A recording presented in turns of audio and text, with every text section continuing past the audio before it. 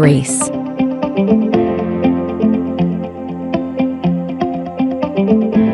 Grace. Grace. Grace. All right, well, tonight we are in Proverbs chapter 30. And as I reminded you last week, Proverbs 30 is by itself the third division within the greater book of Proverbs. And it's authored by a guy named Agur, son of Jacob. So let's go ahead and start in Proverbs chapter 30, verse 1. The words of Agur, son of Jacob, the oracle. Now, I'm stopping there on purpose because I wanted to explain something. It's suggested that this opening line serves as a type of title for this chapter of wise sayings. An expanded translation of these words might be Agur's confession and petition, and would extend from verses 2 through 9. If this is true, then the man, which is mentioned later on in the same verse, I stopped in the middle of the verse, but if that is true, then the words the man mentioned here in verse 1 is referring to Agur himself. Okay? This selection is followed by 23 verses 10 through 33, which are a series of prophetic admonitions given through this man, Agur. Now, his name, the name Agur, is unique in Scripture, and in the Hebrew language, it's directly connected to another word found only in the Song of Solomon, and there only once. That word, the word in Song of Solomon, is igaz, and it means nuts or nut trees. So in Song of Solomon 6:11, it's sometimes translated as walnut trees. Now, Agur, son of Jacob, is unknown to us from Scripture, which implies a couple of things, which are neither to be considered emphatic or even too terribly important in themselves, but here they are. Agur is very likely not a Jew at all. He's very likely from another nation from which Solomon, in all of his international trade and dealings, collected some of his sayings of wisdom, which were later compiled into the inspired book of Proverbs. Agur is either a prophet or one who prophesied these words. And we get that from the use of the word oracle. The word oracle, hamasasa, means the burden. This is frequently used as a title before prophetic utterances in the Old Testament.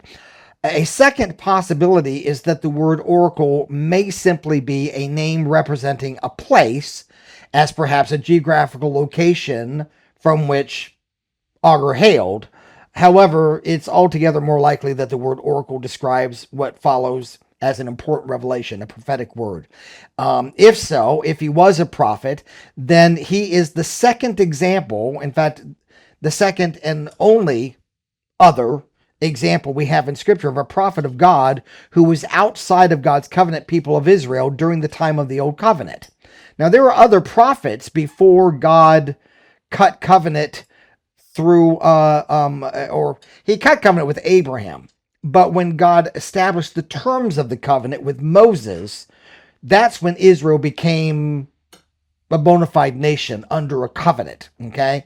And before that, there were other prophets. But once Israel was brought together as one nation under a specific covenant with specific terms during the life of Moses, from that day forward to the time of Jesus, there's only two examples of a prophet who was not a Jew and was not part of the Old Covenant. Okay, so he would be one example, and Balaam would be the other. While Jethro, it's suggested by some people that Jethro, Moses' father-in-law, was a prophet. I disagree, because went back and looking at the text, I don't see any prophetic utterance there. All we saw was Jethro offering Moses some very wise counsel. Jethro was a priest of Midian. Moses' father-in-law was a priest of Midian, and he recognized the God of Moses as the only true God, or at least the most powerful among the gods, and worshipped and offered a sacrifice to God when he came out and he met Moses in the wilderness, and praised him for all that he did to deliver Israel out of the clutches of Egypt, because that was as you can imagine, in those days of Egypt, no one escaped Egypt, so this was a monumental, huge thing. So, but even though he gave some very good, wise counsel to Moses, it had to do with when he was out there and he met Moses the next day after offering sacrifice to God and praising God for what he had done in Moses' life and the life of the Israelites. He noticed what Moses occupied his days with was judging all of Israel. And when he got done with his day, his father-in-law said, "What is it you're doing, man?" He said, "This is too much for you. You're going to die an early death just from having to deal with all this stuff day in, day out. What you need to do is appoint people from every single tribe, the wisest among the tribes, and let them deal with the civil basic issues, and anything that's too big for them to preside over, then that could be remained for you." That's the only thing he ever did that I saw that was particularly a wise saying. There was nothing prophetic about it. So I don't think that Jethro qualifies for a third non-Israelist prophet. So the only two we have as an example are Agur and Balaam, and both of those are rather obscure. This goes to show, though, however, that however limited these examples may be, God is not limited to a certain people and never has been. He is the God of all creation. And God has probably had prophets from every nation around the world at all times in the history of the world. We just happen to have two examples in the scripture during the time of the Old Covenant. Now, the rest of the verse goes on to say, "The man declares, 'I am weary, O God, I am weary, O God, and worn out.'" Now, as I already stated or already suggested, the words "the man" refers to Agur himself. This is made all the more certain by the use of the definite article, making the statement demonstrative, and thus clarifying the reference is the guy speaking. So Agur is referring to himself when he says, "The man declares, 'I am weary.'" So Agur is essentially saying, "I'm weary, O God. I'm weary, O God, and worn out." Verse 2, "Surely I am too stupid to be a man. I have not the understanding of a man. I have not learned wisdom, nor have I knowledge of the Holy One." Now, this is just, I really enjoyed studying this chapter because there's just so many little treats along the way in this chapter. But one of the outstanding qualities of this chapter, which just dawned on me all the more when we were singing praise before starting the service, is that this one chapter is almost a condensed version of the book of Job, because God uses Agur here to show that even as a prophet, there are things that are just too much beyond him. They're bigger than he is. He doesn't understand them.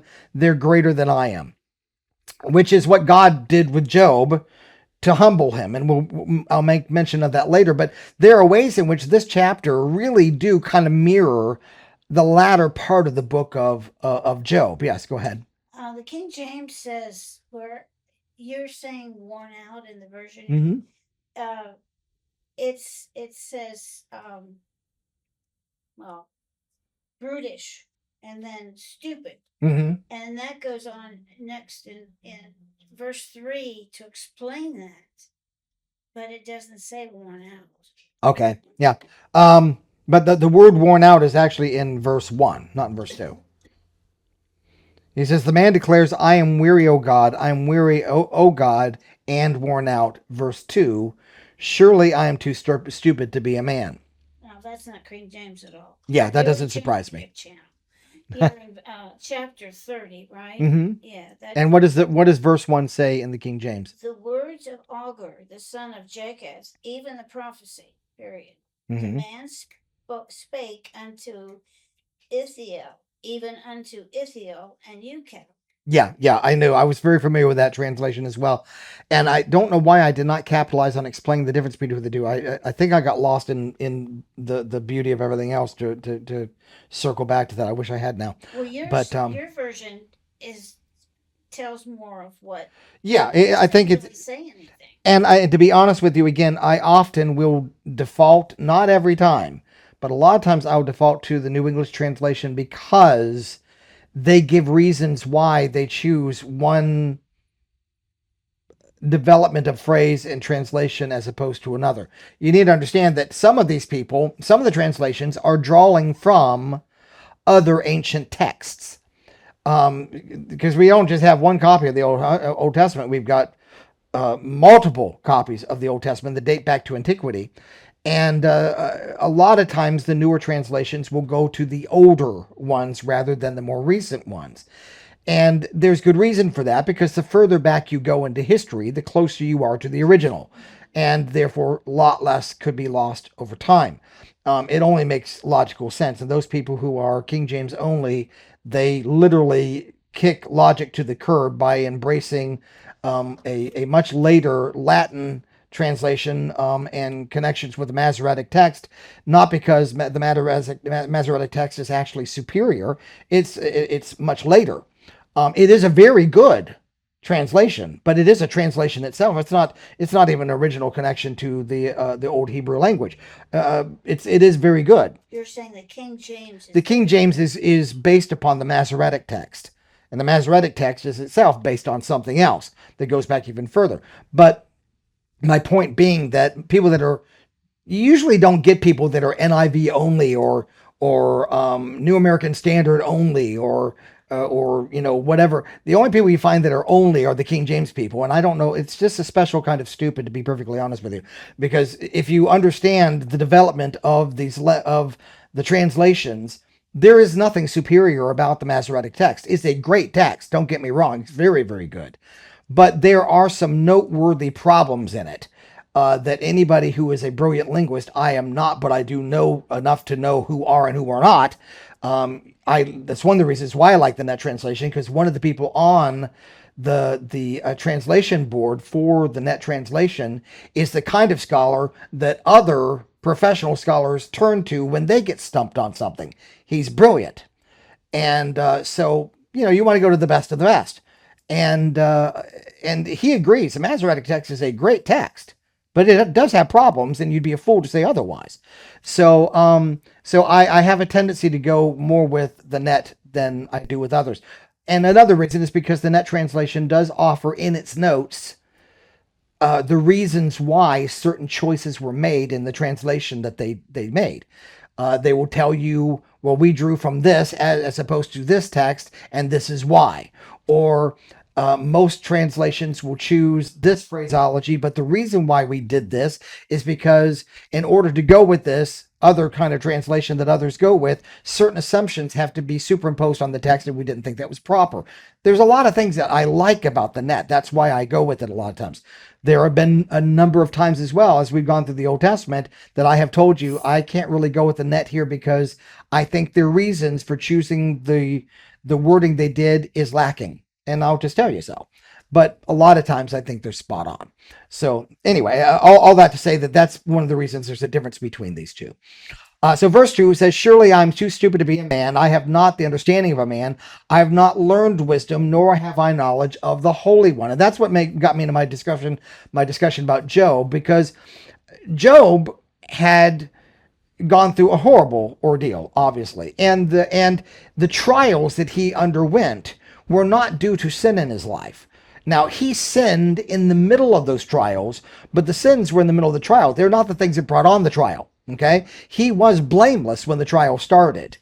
As the trials continued, he began to blame shift and justify himself instead of God, which is not my words. Those are God's words. At the end of the chapter, God calls him out and says, why are you contending with me and justifying yourself at my expense? God's the one that called him on the carpet for that. I didn't. But that wasn't the basis of his trial. His trial started because the enemy saw someone who was blameless. And he's like, you know what? I'm going to attack that guy, knock off the highest, the highest fruit on the tree. Because if I can get him, I can get anybody, right? And a lot of people looked at this guy as, look at Job. He's our example. So if I can knock him off the vine, I take everybody underneath him with him. So, the enemy had a good tactic. But God, if you remember at the beginning of the book of Job, said, he said, I see that you've set your eyes on my servant Job. Have you considered that he's an upright man, that he's blameless, right? And that he rejects evil and he clings to what is good. In other words, have you considered who you're picking a fight with, because you're going to lose? God in his infinite kindness was even trying to be nice to the devil by saying, you know what, you're about to get a bloody nose. It'd be best for you to just, table this issue. And of course he didn't. And the enemy's got a right to tempt us. And he was successful on some level with Job. But at the very, very end, it wound up being better for Job than it had ever been beforehand. Not because everything was restored to him 7 times or double or whatever it was, but the biggest reason was because of the fact that by the end of the book, Job went from a guy who had known God by the hearing of the ear to a guy who knew God by the seeing of the eye. Now he's untouchable. So what the enemy intended for evil, God turned around for good for this wonderful man, Job. But in the middle of this, Job had to come to the place where Agur starts off. I'm too stupid to even know what I'm talking about, God. I don't even know my left hand from my right. I've not learned wisdom. I don't even have knowledge of who you are. Right? He started off in humility and he went from there. Job had to be brought to that, brought back around to a place of embracing humility. And the way God did that in the book of Job is by doing the exact same thing Agur did. And that is God pointed out things in nature that were too wonderful for Job to understand, which is exactly what Agur does. So in that regard, Agur was smart enough to realize that he wasn't smart enough. Job had to be brought to that place again, as do everybody in the human race. So I'm not, you know me well enough to know I'm not downplaying Job. He was a wonderful man of God and he endured and he held, even though he did begin to blame shift things on God, he still held on to his integrity through the entire thing, didn't he? He would not deny the Lord. And so he is still serves as a wonderful example for all of us. But now, this is an astounding, this wording here, when he says, I have not learned wisdom, nor have I knowledge of the Holy One. Now, this is astounding and impressive all at the same time. As I've taught you throughout the our track through the Old Testament, through the Bible, the phrase "the Holy One" is used almost exclusively throughout both Testaments as a reference to Jesus himself, specifically in his physical human form, meaning Jesus the human, right? One of the most clear attestations to this is found in Psalm 16:10, when it says, you will not abandon my soul to the realm of the dead, nor will you allow your Holy One to see physical decay. Now, this is interesting because the word in Psalm 16:10 that I just quoted to you for Holy One is Hesed, while the word here in Proverbs 30 verse 3 is Quados. However, there is in fact a strong interpretive, theological, and linguistic connection between these two words. They're two different words entirely in the Hebrew, but they're both translated as the Holy One. And there's a reason for this, okay? In Psalm 16:10, the word Hesed is rendered as Holy One or Faithful and Pious One. And the concept of a messianic Holy One, using the word kados, which is used in Proverbs 30 verse 3, is used to reference him as also as a holy one, but it focuses on this word, the Hebrew word hesed in Proverbs 16 focuses more on the covenantal loyalty and devotion to God. Its application is to the resurrection of Jesus, as is argued by Peter in Acts 2 and Paul in Acts 13, and it connects it directly to the theological understanding of Jesus as the ultimate sinless Holy One in his humanity, and even more specifically to his physical body itself, because it says, you will not allow the Holy One to see physical decay. The Holy One is a reference to Jesus in his physical humanity, okay? The reason now this is so outstanding and impressive is because this was not widely understood by the common Israelite. So to have a foreigner prophesy about the incarnation of the Messiah is truly remarkable. Okay? That is, this referring to Jesus is made even more clear by the very next words, which Paul also wrote in Romans 10. In this verse I'm about to read, verse 4, it says, who has ascended to heaven and come down from heaven? And directly connected to this word, when he says, Remember we're showing some distance here, so I'm going to read 2 and 3 again. Surely I'm too stupid to be a man. I have not the understanding of a man. I've not learned wisdom, nor have I knowledge of the Holy One. And the very next thing out of Agur's mouth is, who has ascended to heaven and come down? Well, Paul quoted those exact same words in Romans chapter 10, but he was actually probably quoting from Deuteronomy chapter 30, verse 12 through 14. But they all say the same thing. In Paul's statement to the Romans, which was an inspired interpretation linking the ascending to heaven motif with the person and the work of Jesus. This, in a sense, serves as an answer to the mystery of who the Holy One is, posed by Agur's prophetic oracle. I don't even have knowledge of who this Holy One is. And so when Paul says what he says in Romans 10, he identifies who the Holy One is as this Jesus. He says, don't say who's going to ascend into heaven, that is to bring God down from above, or who's going to descend down into the abyss, that is to bring him back up from the grave. He's referring to Jesus in his humanity, right? Are you guys following? Yes. God came down from heaven in flesh. Jesus died, and who's going to go down to the grave to raise him back up again? Referring to Jesus. So Paul makes the final connection. So there's like this trifecta, if you will, between Deuteronomy, Proverbs chapter 30, and Romans chapter 10, all pointing to the Holy One as the one who was above, came down, who went to the grave and rose back up again. And Agur saying, I'm not smart enough to even embrace who this guy is. But the point is, he knew this guy was coming, obviously, and knew enough about him to know that it has something to do with an ascension and something about a descension. Right? So all of that now, and it doesn't end there, though. This actually gets even greater than this. The rest of this verse also strongly points to Jesus, both thematically and prophetically.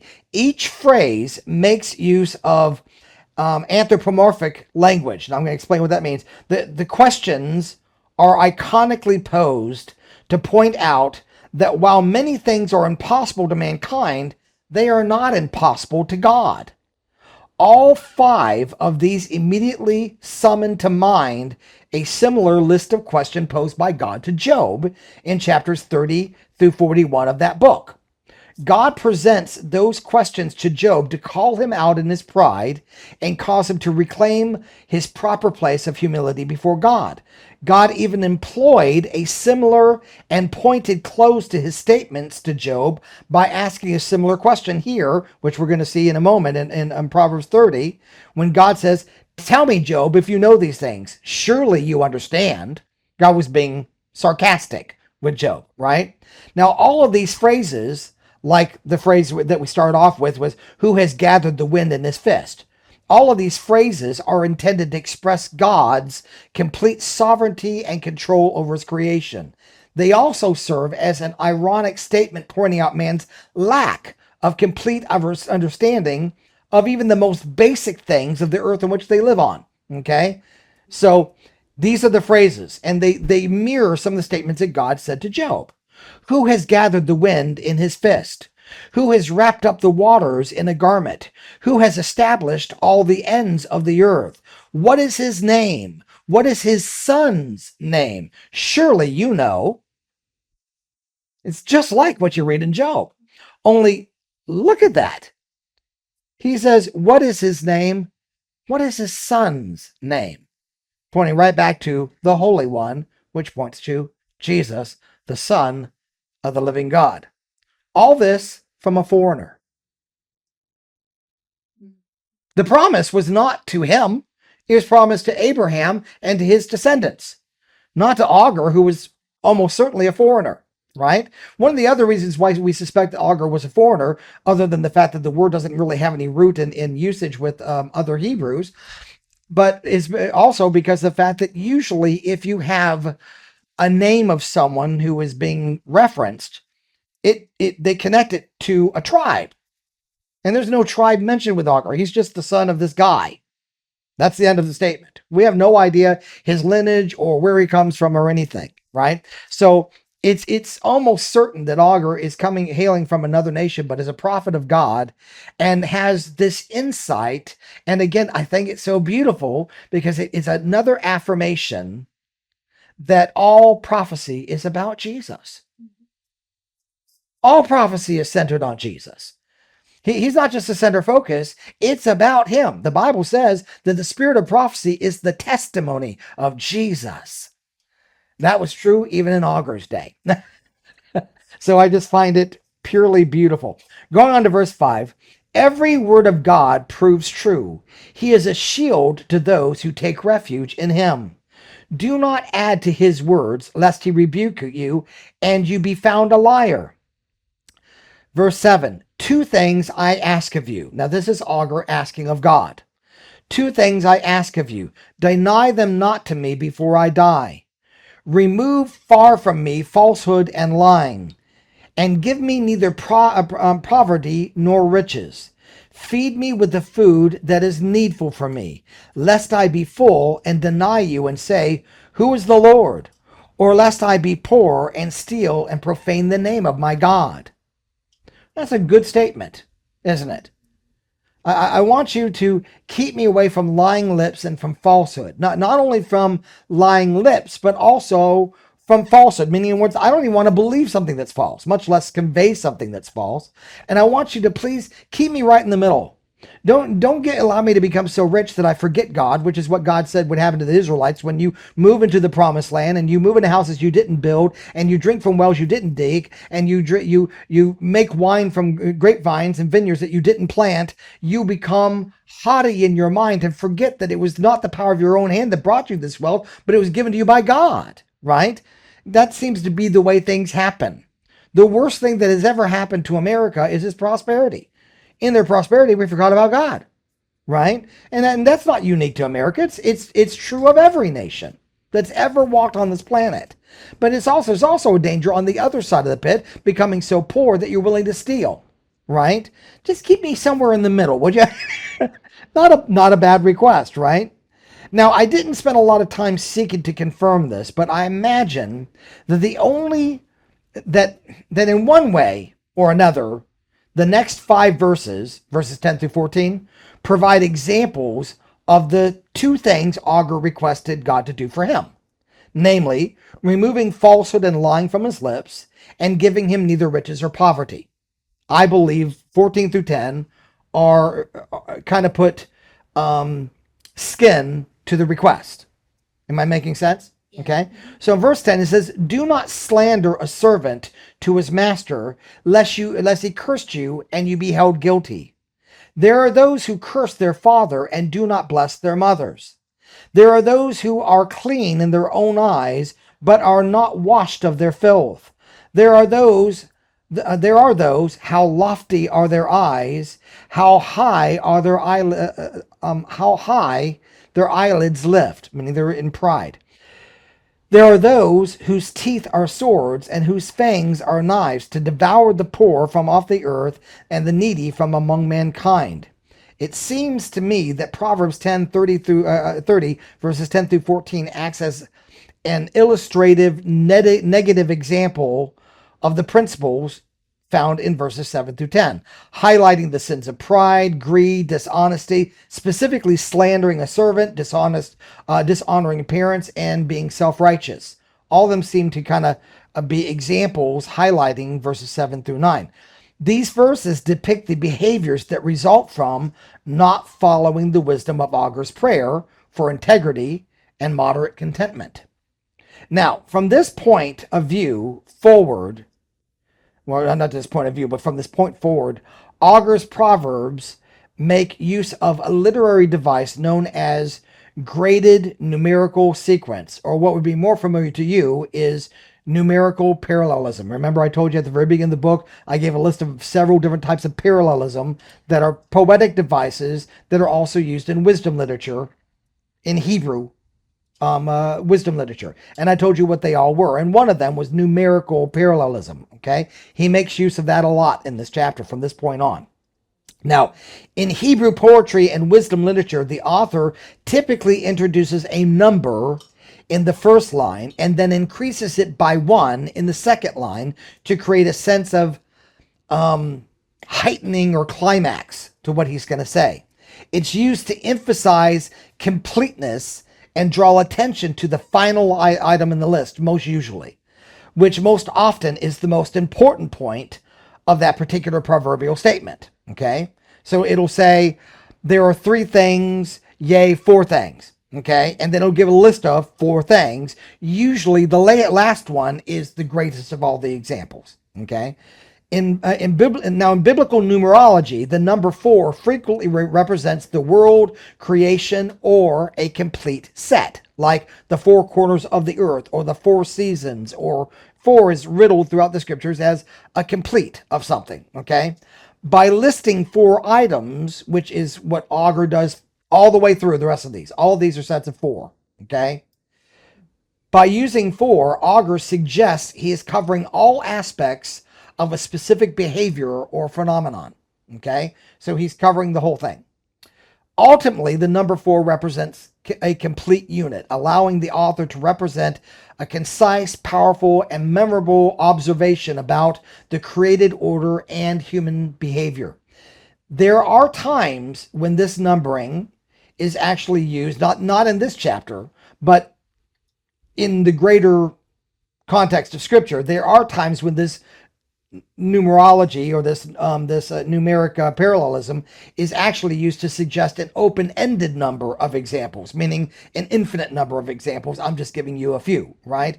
But I don't think that's the case. I'm certain it's not the case in this chapter. It probably signifies completeness in this chapter, okay? So verse 15 to 16 deals with insatiability, okay?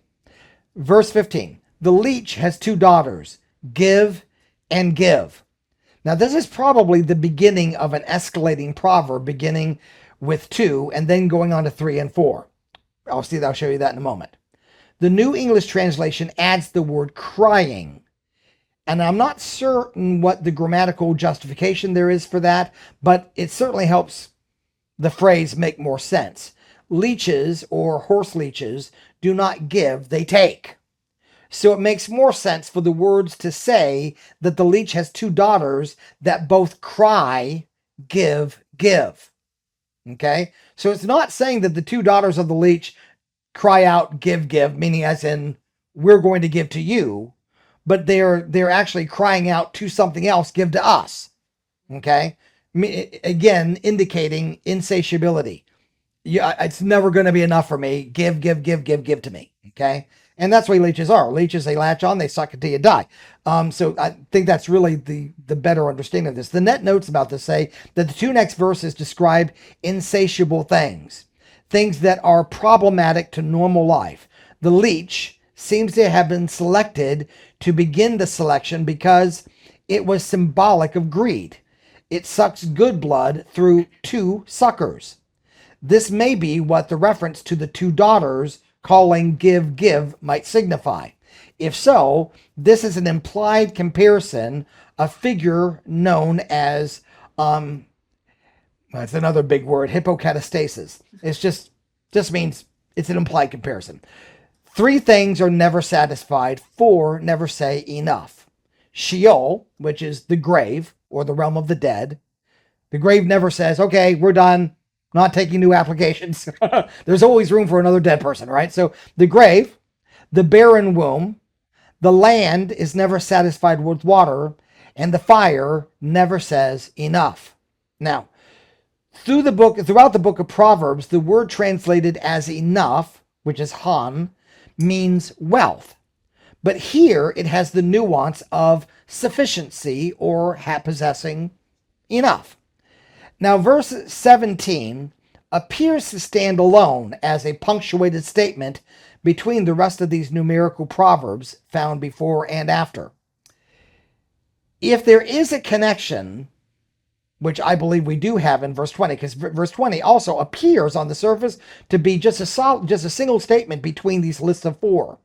But I believe actually verse 20 is actually an additional number. And I'll deal with that when I get there. But 17 seems to stand out alone as punctuated between these numerical lists. And it says, the eye that mocks a father and scorns to obey a mother will be plucked out by the ravens of the valley and eaten by the vultures. Now, some suggest that this phrase should reflect that the mother being referenced is old or has white hair, therefore being old. God made sure to press on the Jewish people the necessity of honoring the elderly and especially one's own parents. Very strong warnings and penalties were associated with dishonoring them. Since God never changes, our current generation, of course, is placed in grave danger because they dishonor everybody and they dismiss any generation older than their own. So, I mean, if they're 12, if you're 20, you're old and you're dismissed as being irrelevant. The idea in verse 17 here is something akin to a child giving his parents the evil eye. So the punishment is talonic, meaning an eye for an eye. The reference to the valley may indicate a place where people were not given a decent regular burial, but were left in the open field for the birds of prey to pick away at the corpses. This is an image often employed in prophetic passages regarding judgment throughout the Old Testament. Talks about leaving the dead out for the birds to prey on. You see that a lot in prophetic literature. So it's very possible that when it says here, the eye that mocks a father and scorns to obey his elderly mother will be picked out by the ravens of the valley and eaten by the vulture. It's saying an eye for an eye. Okay? So again, it's a kind of a play on words, if you will, that probably would not be picked up by an English reader 3,500 years after the fact of having written it. Now, verses 14 through 19 refer to mysteries, 4 things that are too amazing or too mysterious to understand. So verse 18, 3 things are too wonderful for me, 4 I do not understand. Now, the meaning here is that Agur can only admire these wonders, but is at a loss to explain them. This does not mean, because one of the examples is sailing a ship on high waters, and the other one is an example of the way of a man with a young woman who's come to the age of being courted. It's not trying to say that the idea or the ability to navigate the high seas would be beyond Agur, or as a man it was beyond his understanding of how another man or how men typically act around a young woman who was able to be courted. It's not saying he doesn't understand it. He's saying that, how can I word this? That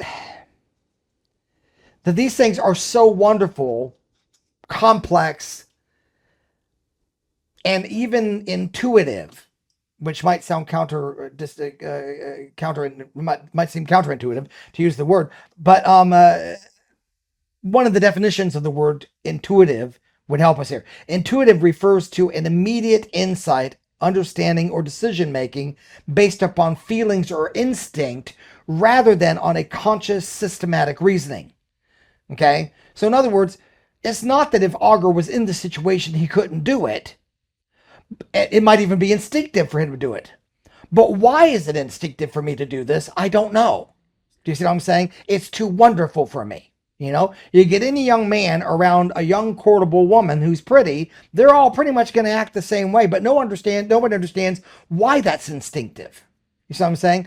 That's essentially what I think he's getting at. Does that make sense? Okay. It's not saying that it's too problematic that to understand that he himself wouldn't act the same way. It's just, I can't break it down to math as to why it works this way. Okay. Does that make sense? While the 2 examples that are within the realm of human experience, their workings out defy definition. All 4 examples in verse 19 reveal parts of God's created plan and therefore can be enjoyed and appreciated without even fully comprehending them. The list includes things which are in some ways mystical and are all linked to the word way, okay, which represents a course of action, with the 4th one being the supreme example. The word virgin, when you get to the very last word, the last statement, the word virgin may be a little bit of an overstep in terms of translation for a modern reader, because the idea is really that of a young woman. Now, this is literal, okay? In reading it, you'd never pick this up. But in the Hebrew reader, 3,500 years ago, they read this word. This is what they would have understood, okay? This is a young woman who has reached sexual maturity and is therefore of the age to be courted, eventuating in marriage and physical sexual union. That's what this word would mean, okay? So they would have understood that, okay? That's the reason why when it's talking about the way of a man with a young woman, that's what it's referring to, ultimately culminating in sexual intimacy, okay? This fact makes verse 20, which goes beyond this set of four, appear as if it's actually a fifth but silent part of this list, serving as an actual final example by means of being an antitype. Okay? Now I'm going to explain that because I know your head's already getting cluttered. So let's just go ahead and get 19, and then we'll get to 20. These things are the things that are too mystical, too wonderful for me, that are too far out there for me to understand. The way of an eagle in the sky, the way of a serpent on a rock, the way of a ship on the high seas, and the way of a young man with a virgin, or a young man with a courtable, marriable woman. Okay? Verse 20. This is the way. Now notice in all of those, the way is used. The way of an eagle, the way of a serpent, the way of a ship, the way of picking up that symmetry all the way through. So that represents the set of four, because he said there's three things, yea, four, right? But I believe 20 was when he snuck in there as a fifth, but it's not listed as one of the as a list of five, because it serves as an antitype, okay, as something contrary to these things, okay? Now remember, I told you that in most of the time, numerical parallelism ends with the final one being the supreme example, okay? Right? So the way of a man with a young woman is a depiction of the height of human relationships that God created for man to enjoy, though he may not be able to understand it completely. Right? And if there's anything that humans have gone out of the way to explain that they don't understand, is men don't understand women and women don't understand men. Okay? We don't really get it, you know? And yet we're gridlocked into pursuing one another. So, and it's a way that's just too wonderful to be able to really calculate and break down into words. So naturally, an antitype would therefore be that relationship distorted. And that's what 20 is. This, he says, this is the way of an adulteress. She eats and wipes her mouth and says, I have done nothing wrong. Now, as I said, regarding verse 17, verse 20 almost appears to stand alone between the list of numerical parallelism, but in this case, I think it's actually serving as a final example to the above list. Agur sets forth four things in the list as containing four examples, but it does not, but it does if only one counts as, if all of them only count as favorable. But verse 20 builds on the example by way of a man with a young woman who is available for marriage and physical intimacy by another example, which is more inextricable. A woman whose understanding and appreciation of her own sexuality is so distorted and twisted that she openly engages with nearly anyone sexually, married or not, and sees no sin or defilement in it. Okay, so she's taken the height of the example, which is the fourth one in verse 19, and he gives another antitype of that same sexuality twisted, and a person being so distorted in their mind that they don't even see it as being wrong. Okay, so I think that's really what's being done here. Now, verse 21 through 23 is dealing with social order. Four things that make the earth tremble and overturn social order. Verse 21, under three things the earth trembles, under four it cannot bear up. A slave when he becomes a king. A fool when he is filled with food. Now you have to remember all the way through the book of Proverbs, how often is a fool also connected with the sluggard who won't lift his hand, won't do anything, and yet this person has now got a full stomach. Okay, so that's kind of, I think, the idea here. The fool when he is filled with food, an unloved woman when she gets a husband, and a maidservant when she displaces her own mistress. Now, all of those make sense except for the third one, an unloved woman when she gets a husband. That line regarding the unloved woman kind of stands out in the list, and for good reasons. All the other examples regard problematic behaviors in each, which belongs to a person who is the subject of the verb of that line. Okay, what the servant, the fool, or the female servant do are implied to do. Okay, but when we get to the unloved woman, one would be inclined to see her as the victim. But the parallels don't direct us to see her as such, but compel us to see her as just like the others, as a difficulty that's hard to understand. The question is, why is it difficult for an unloved woman to finally get a husband or finally get married? The direction this can go due to the grammar of the Hebrew is just way too much for me to drag you through. So I will simply default to the Septuagint because, like I've told you before, it's just logical, okay? One of the reasons why, like I said, I will often go with more modern translations than with the King James is because they're relying upon documents that predate the Masoretic text. They go back or closer to the original. And there are many other texts that agree with that, okay? It'd be one thing if there's just one. That might be held suspect.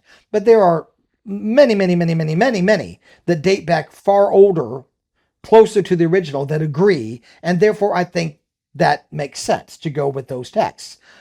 I also, that's one of the reasons why I often will default to the Septuagint, because the people that wrote the Septuagint, as I've told you many times, were the Jewish people who were coming out of the exile to Babylon, and all of that generation that was coming out of the exile to Babylon were speaking Greek now.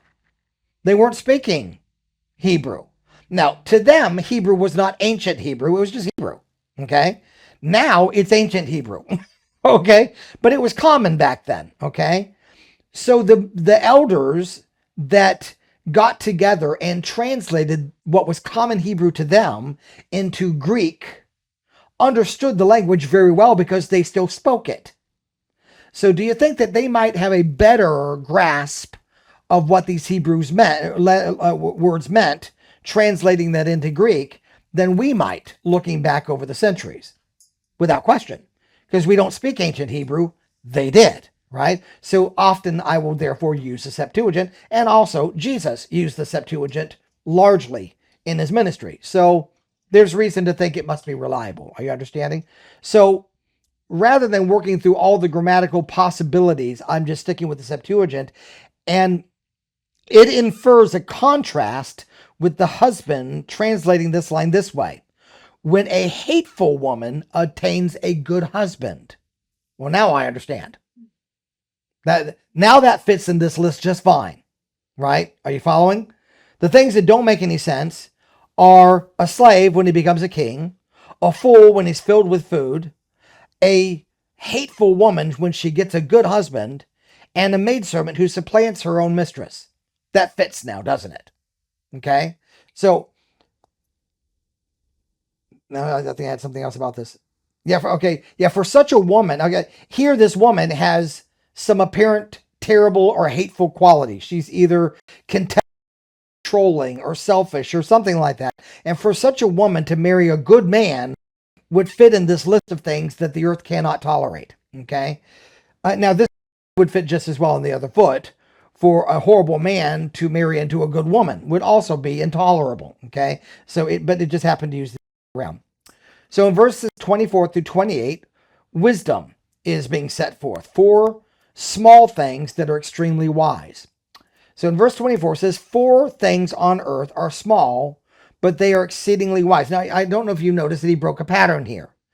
Up to this point, he'd said there were 3 things, right? Here he just starts off with reasons for to build a sense of urgency. Okay? Now, I don't know that has that impact on us. Back then, people have. Now he just goes on with 4. I'm not exactly sure why on a little he would have broken the pattern. So 4 things on earth. The ants are a people not strong. Summer. Are mighty. Make their homes the cliffs. The have no king, yet all. And the lizard you can take in your hands, king's palaces. The line might have either a lizard. And it really doesn't matter. Spider, and there's a reason for that. The regardless of which being used, is that there are types of spiders and lizards that are catch, and there's some that are hard to catch. The idea is one that's easy, whether it's a spider or a lizard. Okay. The example offered is of a creature which is easy, and for as easy it is to catch them, keep them out of the king's house. Okay? They have a way about them, a skill about them to make their home with relatively easily, and you'll turn around and just find another one of the proverb. Okay. Verse 29 through 31, things that are stately in their stride. Here to 3 and 4. 3 things that are stride are stately in their I'm sorry. They're stately. 4 are stately in their lion, which is mightiest among the beasts. Before any the goat and a king. So again,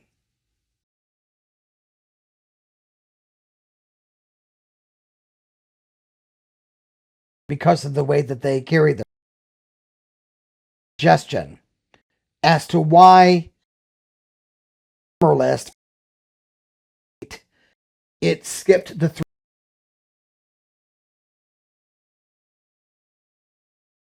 4 things on earth small, but they are exceeding on words in Hebrew that are beyond my capability of telling you. Condensed because small things. Okay. Instead of saying 3 and 4, short and condensed up or small. Okay. So that I'm just suggesting that. Great. 33, which is the end of the chapter. You have been foolish. Now again, this is another why to me your book of how he starts off by talking about not wise.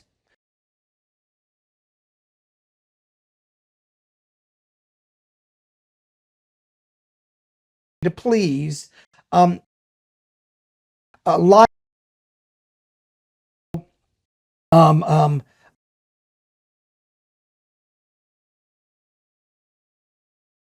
and also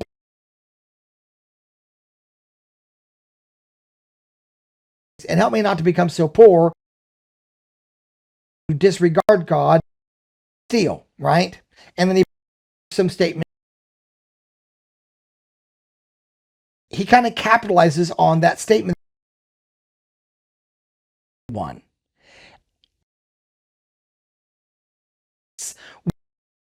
attributes and wisdom that he made, which God tried to put Job humility again. He giving examples. They're one part understand. Here's chapters. All the stops read Job the right act, you know. Darkens count. What's he? Just like Agur, you're a man who doesn't have. Why is it you yourself to contend with the Almighty?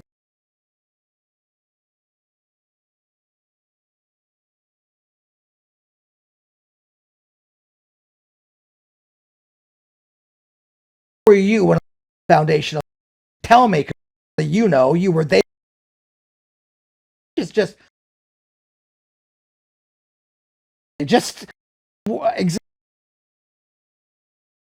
did increase, and the whole is not to make him feel bad about himself, because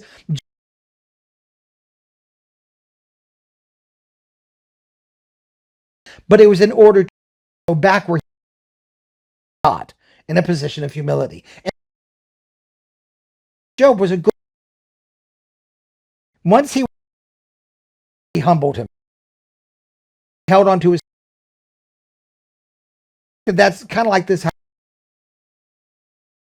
been fooled yourself, evil. Put your hand over your, for pressing milk. Pressing produces, pressing this. It connects all. James, anger, quick to hear. What is it? Quick to hear, to speech, because and does not produce ending with God. And I think that's kind of how he's wrapping this up, because we often get anger out of our. And he's saying you ought to let produce strife. Has been embracing our and we're down like David.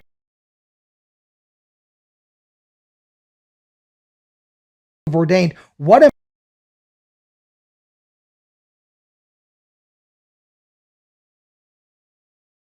the God was aiming at with this chapter and many. So that's all there is. Does any questions or statements?